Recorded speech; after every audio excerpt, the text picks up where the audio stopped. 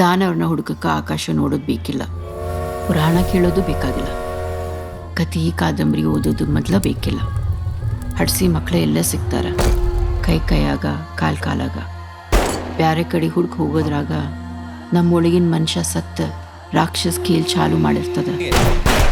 ಅದನ್ನು ತಡೆಯೋ ಹೊತ್ನ್ಯಾಗ ಹೊಲ್ಗುದ್ದಾಂಗುದ್ದಿ ಚಾಲು ಆಗಿರ್ತದ. ಇದು ಅಂಥ ರಾಕ್ಷಸರು ಮಾಡಿದ ಕಾಂಡ ಉತ್ತರಾಖಂಡ.